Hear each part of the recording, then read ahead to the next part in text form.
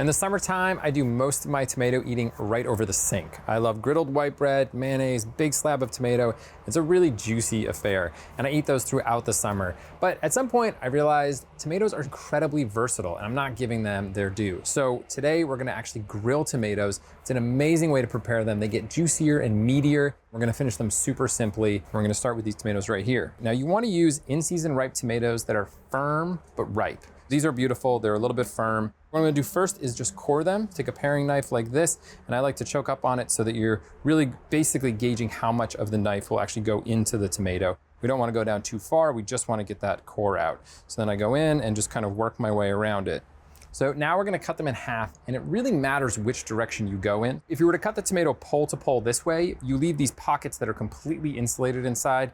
What you wanna do is actually cut the tomato through its equator this way. If you take a look inside the tomato here, what I've done is basically open up all of those pockets within the tomato, and that's gonna allow a place for all of the steam to escape as those juices heat up. That's really important. If you don't do it, you go the other direction, the steam builds up inside those and they explode and you lose all the tomato to the grill. So we're gonna come in half through the equator just like that, and then transfer them over here to this bowl. So there's only one more step before we get them on the grill, and that is to salt the tomatoes. So salt obviously is gonna provide some seasoning to them, but it's also gonna help draw some moisture out. Along with the salt, I'm also gonna add a little bit of extra virgin olive oil, so I have a tablespoon of that. I've got a half teaspoon of salt and a quarter of a teaspoon of ground black pepper. Now these tomatoes need to sit for at least 15 minutes, let that salt do its job. They can go up to an hour. So while these are salting, I'm gonna get my grill going. So my grill has been heating on high for about 15 minutes. We've got a ton of moisture in these tomatoes, and we need high heat to drive that off and get really great browning. You can see that the salt has done its job. We've got lots of nice juices at the bottom of the bowl, which we're gonna reserve. First things first, I'm going to clean and oil the grill. Oiling like this is gonna produce a nice nonstick coating. It's gonna allow us to get the tomatoes off with all of that browning intact. That looks good. Time to put the tomatoes on the grill, and one of the keys here is to do them cut side down first. And the reason that we're doing that is these tomatoes are obviously loaded with lots of juices. Ooh, that sounds good. And as the tomatoes warm up, it's gonna be easier for those juices to flow. So if we were to start with the tomatoes on the other side, get them nice and hot, and then flip them, all those juices come crashing down on the coals, and you get a lot of soot. It's not very pretty. So we're gonna go cut side down first, while they're a little bit more intact. So I'm gonna shut this and let those go for about 4 to 6 minutes until they turn nice and soft. And I'm saving this. This is the juices that came out of the tomatoes. I'm gonna use it at the end to dress the tomatoes.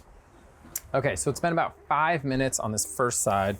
So we'll take a look. We can see they're starting to break down a little bit on the top, but I can see lots of good char and browning around the sides. And I like to use a thin spatula here so you can get underneath and get all of that char onto the tomato and not leave it on the grill. And I'm gonna scrape against the bottom there to pick up whatever color they do have. Make sure it sticks with them. Nice, so we got some really nice caramelization on some of these, and the skin side will also pick up lots of color. Beautiful. All right, so I'll put the lid back down. I'm gonna let these go for another 4 to 6 minutes until they're super tender and that bottom side has picked up lots of color, and then we'll get them off the grill.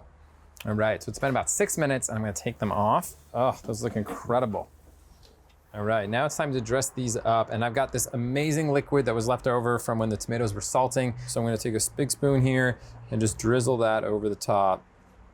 A couple tablespoons of torn basil. So I like to just tear it right before I pop it on there. Pick up all that amazing aroma as you tear it.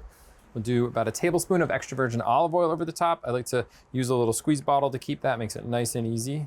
Oh man, this looks so good. And then finally, we'll use some coarse flake sea salt here. All right, time to dig in. I like this guy here. And this one's beautiful too. There we go.